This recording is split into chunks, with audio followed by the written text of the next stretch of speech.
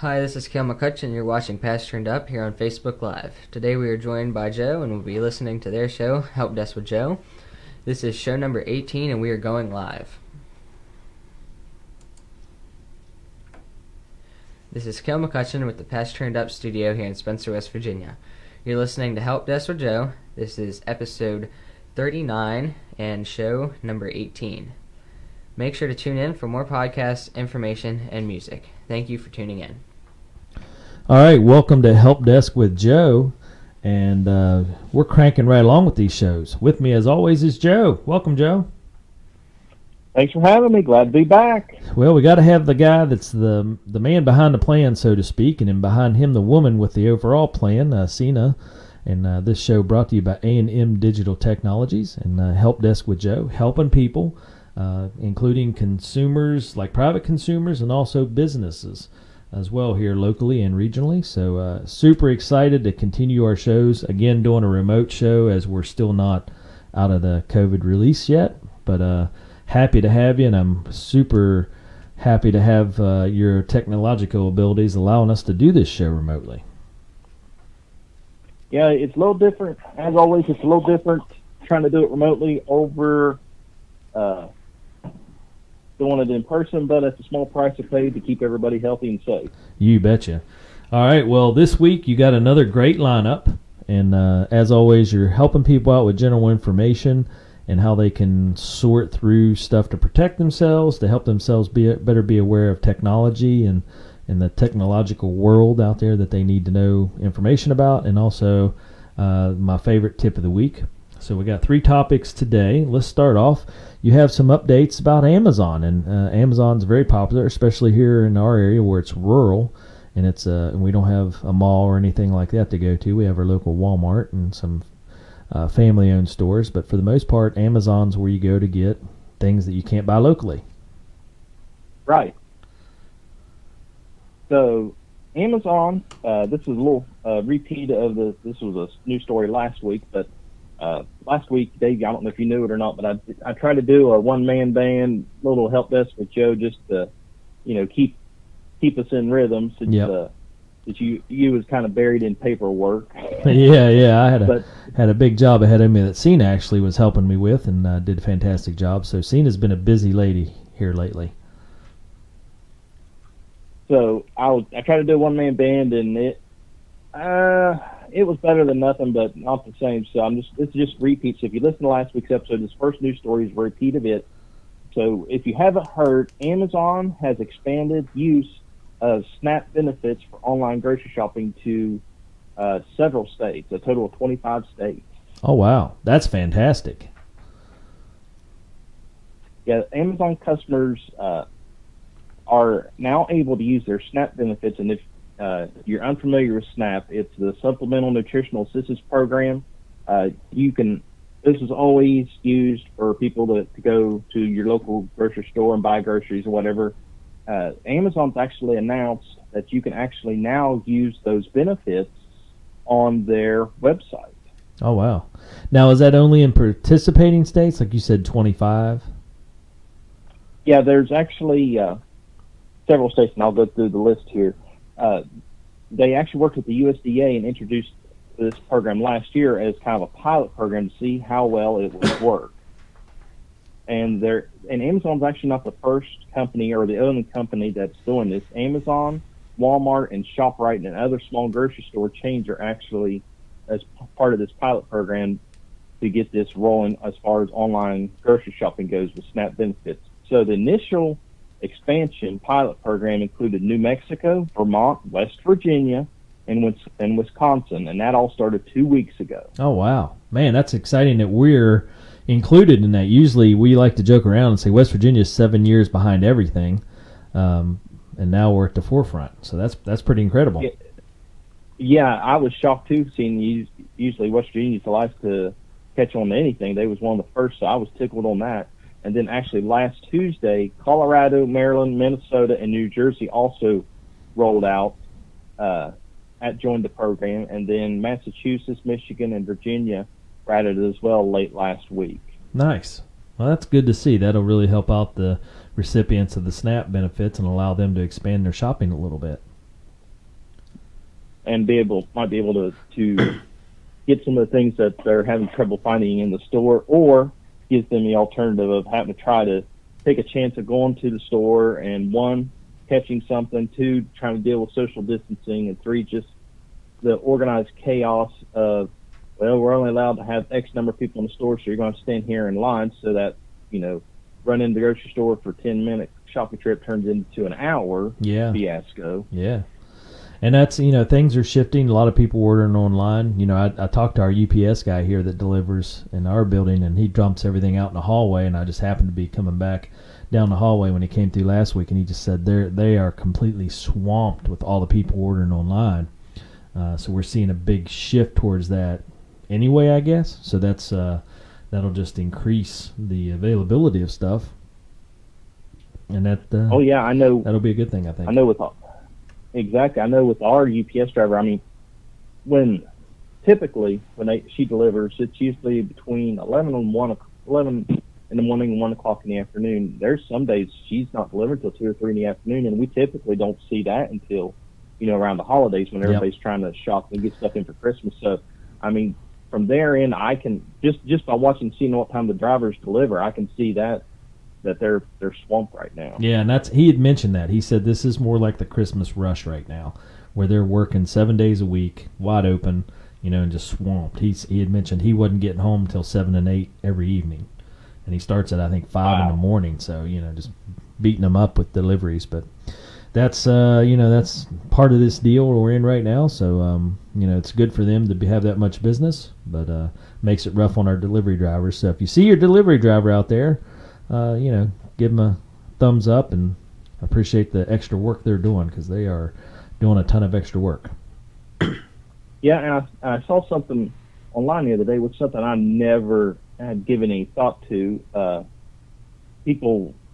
a member of some groups on Facebook, online seller groups, and they was talking about their UPS drivers. Somebody said, what do you do to help support your UPS driver? And somebody said, I always set a bottle of water out for them, a cold bottle of water, and then one person said, yeah, I do that. And then I've been actually setting a little bottle of hand sanitizer out there for them, too, for on the job. I thought, well, that's pretty cool. That's something I never would have given any thought of, is, putting stuff out, little treat bag or a bottle of water, or something simple like that, just a small token of appreciation for our delivery drivers for all that they do. Yeah, that's a good point. I never thought of that either. Now you mention it, makes me feel a little bad, because we order paper and stuff by the box, and we get 10 boxes of paper, and where we do our Sunny Bank Land Trust, we get all this farm stuff delivered, and I felt so bad. I can't even remember what we had delivered out there, but he brought up 2 loads of these really heavy boxes, and it was the peat moss for out at the farm, and those things weigh 40, 50 pounds each, and he had 11 of them, and he made half the load up, and I was like, oh man, I hate to bother you, can you take them back downstairs, and we'll just throw them straight on the trailer. And of course, he's a super nice guy. He's like, yeah, I'll do that, no problem. And then the second load he pulled around and we threw out. But such a nice guy, doing hard work. And, I definitely owe him a snack and a cold bottle of water for sure.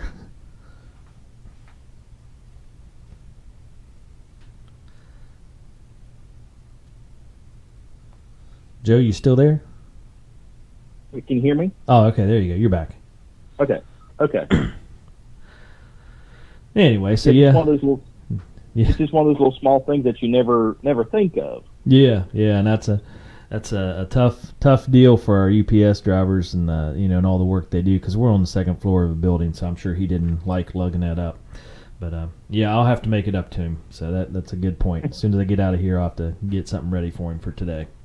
So good call. All right, on to story number 2. You have a Zoom update for us. Yeah, Zoom, which honestly, until the coronavirus broke out, I had never heard of. But for those of you that haven't heard of it, or have heard of it and still aren't sure what it is, it's kind of a alternative to Skype. It's a video conferencing software. Yep. So Zoom.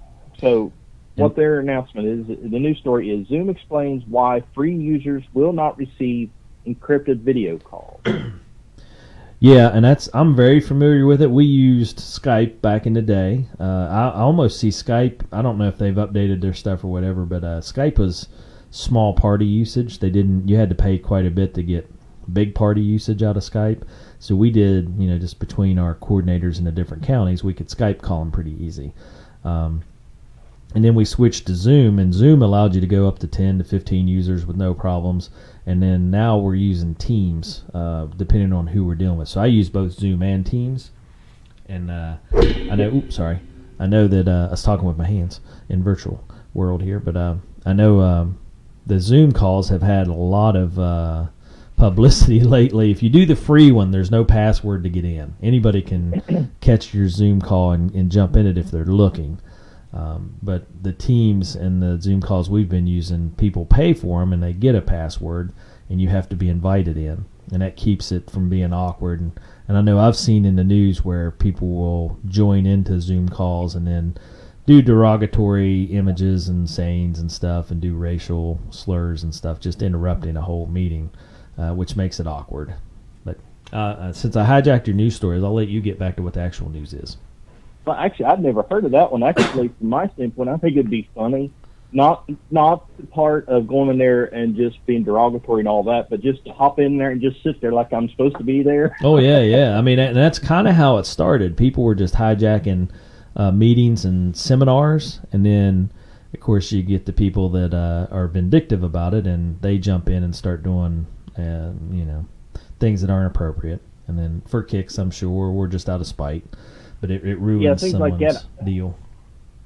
Right, something like that I wouldn't find, that's not entertaining, but just kind of hopping in there and just kind of sitting like you walk into a meeting and just sit in the back of the room and see if anybody would notice you and see how long it would take. Now that part I would find funny, but I hadn't heard that. Oh yeah. There's been a lot of instances, and it's hard. People were blaming Zoom, but Zoom had came back out and had the stance of, hey, it's free. If you want protection, you want encrypted meetings, you want passwords, pay the small fee to use it as a professional. And that's kind of how it was going down. People were using it for professional meetings, but didn't have any protection because it was the free version. So it kind of left that door open. And I'm kind of glad you mentioned that, because this news story falls right in line with that. So Zoom confirmed last week that if you use the free version of their software, you will not be receiving end-to-end encryption. And for those people who aren't sure what that is or what that means, end-to-end encryption means that there is basically a secure line from point A to point B. So if Dave and I are on a Zoom call, and if we have end-to-end encryption, that means the only people that can see and hear what's going on would be Dave and I. There would be no third parties that could listen in or record or see what we're discussing. Yeah. So what Zoom is saying is, if you have the free version, you will not be receiving that end-to-end encryption. So literally anybody and everybody can watch or listen or try to hack your conference call. And the reason behind that is, so there's a lot of people up in arms over it, saying, "Oh, that's not right.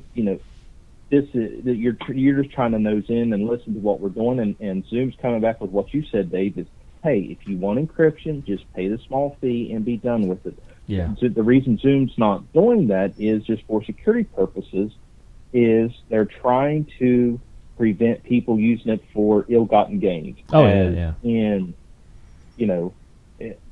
anything and everything illegal, hate speech. Oh yeah, and it's a wonderful tool. I was on a Zoom call for 2 hours yesterday, and the administrator has to give you screen share. I don't know what you call it, but permission, I guess, before you can share your screen. Because I was going through talking with a group of college students from Wheeling Jesuit, and it's part of their class, and I was screen sharing our images from our no-till garden and the chickens and the microgreen hydroponic stuff we were doing. But, it's one of those things that if you don't pay for it, then you don't get the administrator ability to approve someone to screen share. They can just jump in and screen share. And so those are the kind of things that are very valuable. So, if you're serious about your business, you're serious about your Zoom calls like that, then pay the fee. It's just how it is. I don't blame Zoom. Right. Because, I use it, I like it, and that's part of it.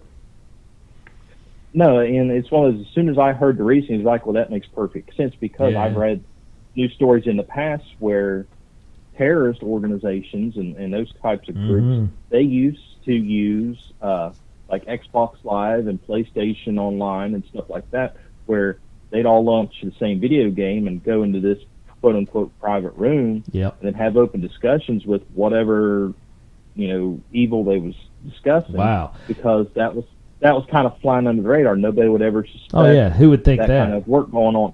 Exactly. That's crazy. I played a game for a little bit as a Clash of Clans, and it always amazed me that I could get on my phone, play a game, and have a chat with all the members of the same group from all over the world all at once, live. And it just blew my mind when it first came out. I was like, this is craziness. I'm talking to somebody in Europe, live time. Not talking, but doing a text chat in a whatever you call it, a group chat. And it's amazing to me that that's possible. And I'm old. I'm 46. I grew up in the Atari days. So having that kind of technology is just mind-blowing. Okay. Oh, yeah. I mean, it's leaps and bounds from what we used, like you said, from the Atari days. This is leaps and bounds stuff. It's one of those you would have never dreamed of happening. Yep. And that's in Kale. I know you use it quite a bit. He gets on and plays video games with his buddies, and they can all talk to each other in live time. It's a wonderful resource. But you're right. Now that I think about it, the idea that it opens it up for groups that don't have good intentions. That's a great avenue that'd be very hard to monitor. Interesting. Okay, well, I guess the basis of that news story is if you want something for free, then you got to take the risk of having that door open. Otherwise, pay for it and protect yourself. So, right. News story number 3. You got some news from AT&T. Yeah, AT&T. If you've heard of the new streaming service from HBO Max, well, if you're a subscriber to HBO Max and an AT&T customer, you're kind of. This is good news for you.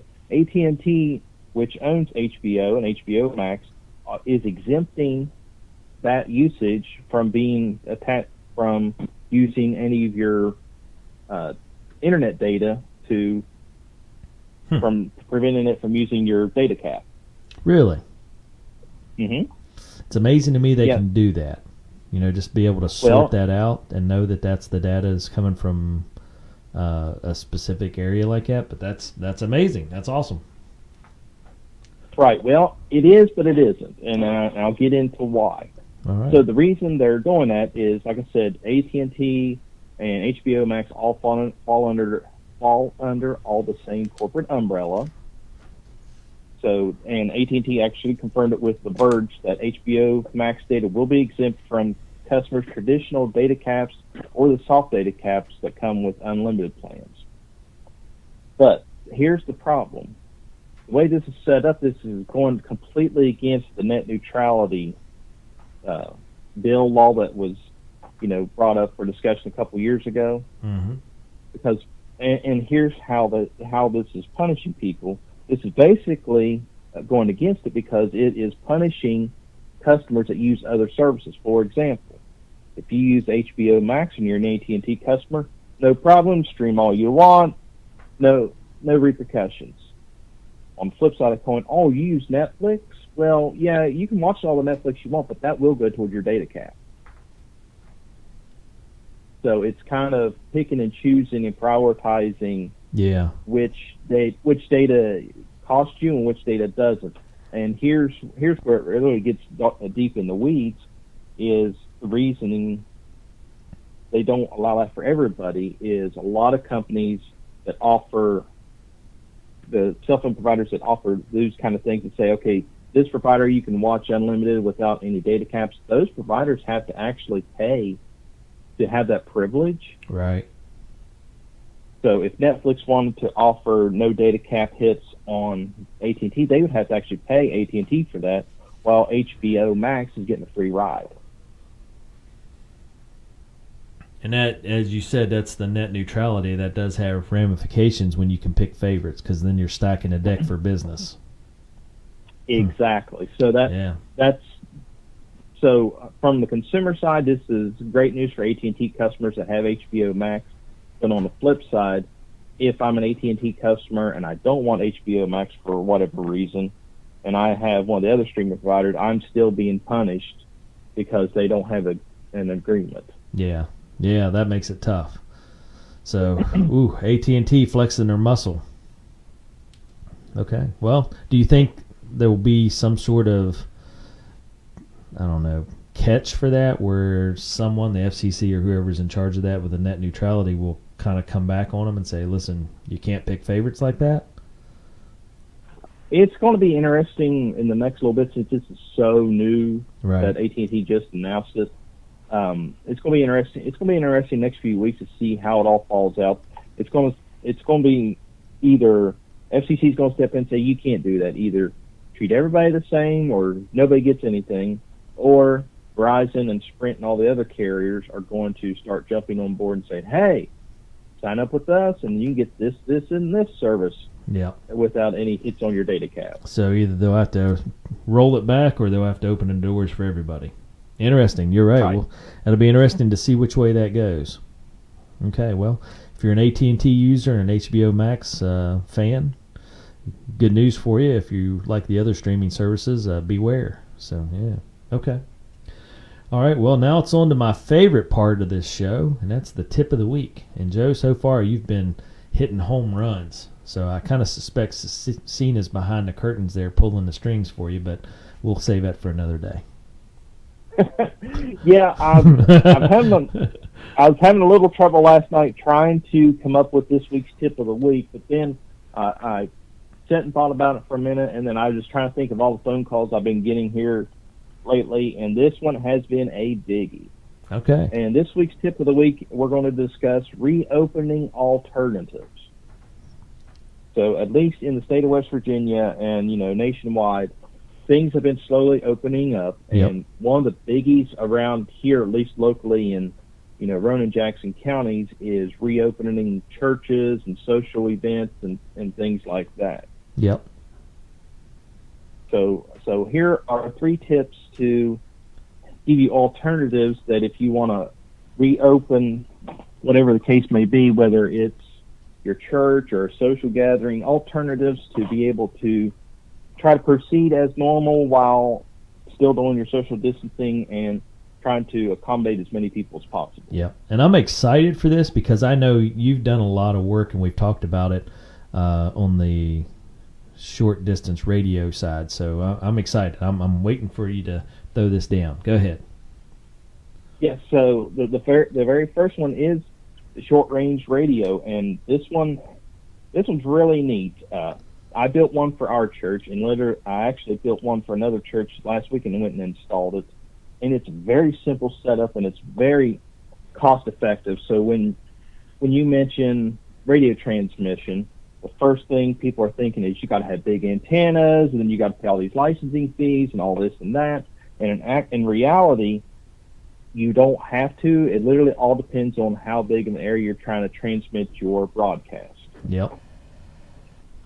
So what we use is a Raspberry Pi, and if you're not familiar with those, look up Raspberry Pi. That's Pi, P-I. And with those, they're very inexpensive computers. And when I say inexpensive, I'm talking you can get some of the basic models as cheap as, $20, $30. Of course, now it all depends on what you're wanting to do and which model you need. But anyway, with those have the ability to broadcast a radio signal. And that signal, depending on how you set it up, if you just set it up the way it comes out of the box, it falls under the FCC code, and I'm going to nerd out here a little bit. It's called the FCC code 15. And what that means is you can transmit within around 250 feet. You don't have to have an FCC license. You don't have to register with FCC. You don't have to do any of that.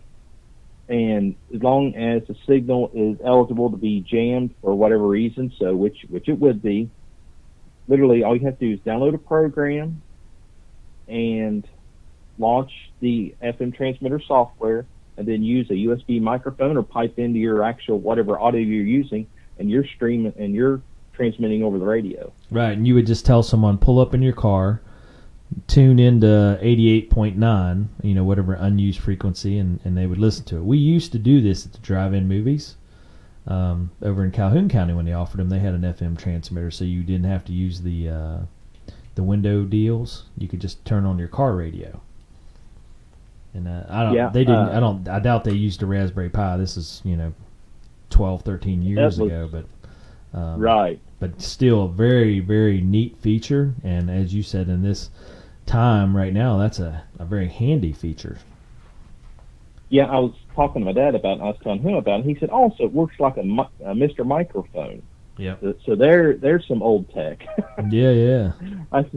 I said, yeah. I said that's basically what it is. It's just a long range Mr. Microphone, and if you're young enough that you don't know what a Mr. Microphone is, that was a microphone that you could do the exact same thing. You would turn it on and turn your radio to a certain station, and you could be talking on the radio in your bedroom. Yeah, and they've made they make them for cars. I know you sold me one 10 years ago for my truck because I wanted to play a specific playlist, I guess, and I just tuned my car radio pick up the little transmitter and plug my phone into it, and I could play music from my phone back before they had right. Bluetooth. So yeah, neat stuff there, and that's a great tip. So number one is do a short range radio utilizing Raspberry Pi or something that works, but a Raspberry Pi in your experience. Okay. And so the next tip is overflow areas. Yep. And I'll give you a perfect example. We are working with a church in Jackson County.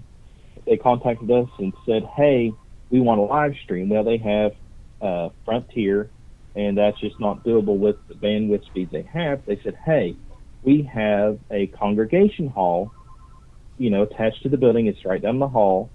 Can we use that as an overflow area? So what we're working with them is right now churches are set up due to the COVID ruling in West Virginia. You have to have, 6 feet apart from you. So it's basically every other pew. So what they're doing is they're turning the congregation hall into an overflow area. So what we're doing is we're setting the camera up in the main part of the church, and then we're going to be transmitting the video into a television in the overflow area. So basically everybody can be at church, but just not sitting in the sanctuary on top of each other. Right. Now allow them to still watch it live, still see the pictures, as if they were sitting in the main hall. But yeah, so that's a great idea. Awesome. That's what I like about you. You and Cena are very innovative. That makes it nice. Yeah, look, we get creative at times. Oh yeah. Well, there's a saying, something about need necessitates the means. I don't know. That's not right, but that's you guys are really good at that. So. Somebody out there will know what I mean. Right. And the last tip is one that has been a really heavy hit, but just kind of reiterate that this is always an option. Depending on internet availability and all that, is live streaming. Mm-hmm. Just because you can't all attend a social gathering doesn't mean you all can't attend virtually. So you can always go the live stream route, and like we mentioned earlier, you can use Zoom or Facebook. I mean, there are means to doing live streams, and I actually saw something really neat over the weekend. A lot of these Comic-Cons and those type of events, are not happening right now. Right. Well, there's a lot of companies that are stepping up to the plate and saying, hey, would you be interested in a virtual con? Yep. So what that is they would, broadcast it on Facebook, and then you would pay ahead of time to have, you go online and order, say, an autograph picture or whatever, and then they would broadcast the entire virtual con, and they would send you the code, say, hey, call in at this time or whatever. So one, you are still participating. Two, you don't have to do it in person, and three, you're still getting whatever you want signed. So it was really neat. They would have people come in, every couple minutes, somebody new would pop in, talk to the guest. It was it was a celebrity or a professional athlete or whatever. So you still get that one-to-one on, 2 or 3 minutes. Hey, how you doing? You have any questions, this, that, or the other. They was able to do that, get their autograph, and then on to the next person, and then they would ship that item to them the next day or whatever. Yeah, and that's on the money for how things are happening now, because and this is interesting on the patch side of things. Our boys and girls that work in our microgreen hydroponics room, they're at the forefront of what they're doing, especially here in West Virginia and especially in after-school programs. And they got accepted to present at our national after-school conference, which was supposed to be held in Baltimore in July. Well, of course, it's canceled. And the people in charge of the presenters reached out to me and said, hey, is there a way you could make this virtual? And I was like, yeah, we got a technology guy, and that's you and Cena. And we have the ability to do these presentations, which we're already doing by doing our Facebook Live broadcasts and so forth. That's something we can do easy. We can either do it via YouTube, Facebook, or we can do it live in whatever teleconferencing way you want it to happen. And generally, they get about 4,000 to 5,000 after-school people from all across the nation that come to these, and your presentations are really big. You talk to 400 or 500 people at a time, and as Patch, we've done that over the last 17 years. We've presented at probably 7 or 8 national conferences, and have always been very well received. And this one was going to be exciting because our microgreen, our fresh fruit warriors, as we call them, they were going to get the opportunity to present on the big stage. And so we're really disappointed that they canceled it. We understand. But we're really excited about the opportunity to maybe do a virtual one. So just a heads up for you, Joe, you and Cena will have to, if we get chosen to do a virtual one, we'll have to consult us on that one and get everything ready for us, because that'll be our next deal, is how to go on the big stage with our virtual presentation. That sounds like an exciting challenge. Yeah, and we were excited for it. So we haven't heard back if we were one of the ones chosen to do that, because it's really easy to do it in person because you have breakout rooms and people just walk through and choose which one they're going to and so forth. But a virtual one will take more time and limit the amount of presenters they can have. So I don't know if we'll make that final cut, but I'm hoping. And I know the boys are excited for the opportunity. So exciting stuff, and we'll learn as we go. But I assured them in my email that we had the technical capabilities and the consultants knew their stuff. So it's a good thing we're partnered with you at A&M Digital Technologies. Uh-oh, I heard the boss. Yeah. Yes, so I'm excited about that. And what I really thought was really neat on the virtual con was it wasn't, literally going to just one area. Yeah. So, if you have these in-person Comic-Con type events, there's some travel involved. And very rarely, since we live in rural West Virginia, does anybody famous come in within a reasonable distance. It's usually a several-hour drive. But with these virtual cons, it opens the gates to literally anybody in the world can participate. Anybody in the world can get that one-on-one meet and greet with the celebrity of their choice, and then still be able to get something tangible out of it, the autographed picture or whatever. Yeah, and I'm sure that was some of the concerns that they conveyed in their message to me, was that this should increase participation, or they looked for increased participation, because it's really hard for someone from the West Coast to come all the way to Baltimore and justify a 4-day conferencing deal, expense-wise, and how many people they can bring, versus if you're doing it at your homes or you're doing it at your office, now you can bring 10 people and it doesn't cost you anything. No travel, no meals, no hotel, so it'll increase the participation, and that's what they were worried about, is having the capabilities to host that type of event, so they were going to cut down on the presenters. But exciting stuff. That's awesome, and those are great tips. So if anybody needed more information and wanted your services to talk about the Raspberry Pi option or the live broadcast option through the streaming or any of those type of deals, how can they get a hold of you? You can give us a call at our office at 304-927-3588. Check out our website at amdigitaltechnologies.com, or check us out on Facebook, Twitter, and YouTube at AM Digital Tech, AM Digital Tech on all that. And be sure to subscribe to the podcast. Help us with Joe and Dave. Be sure to leave us a 5-star review on iTunes, Apple Podcasts, Google Podcasts, and anywhere else you listen to your fine podcast. Nice. Well, as always, Joe, you and Cena do great work for the community. And as I mentioned, a big thank you to Cenas. He did a lot of work behind the scenes in our latest grant application, and I'm sure that added extra load to your job as well. But A&M Digital Technologies helping out the community here locally, regionally, and of course, putting out great information like this show. That helps everybody. So good stuff, Joe, and another great show. And again, I can imagine a lot of people will be excited about the options as we are still under restrictions, but able to come out and do some things, of having those options to get their information broadcast out. So great job, Joe. We really appreciate it. Happy to do it. All right. Well, I'm going to turn it over to Cale here, and he'll take us out. So, Cale. This is Cale, and you've been listening to Help Desk with Joe with Patch Turned Up. Stay tuned in for more podcasts, music, news, and updates from our Patch students. Patch, community and children first.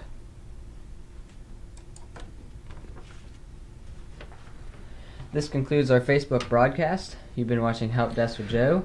We'll be back with more shows. Make sure you tune in and join us next time.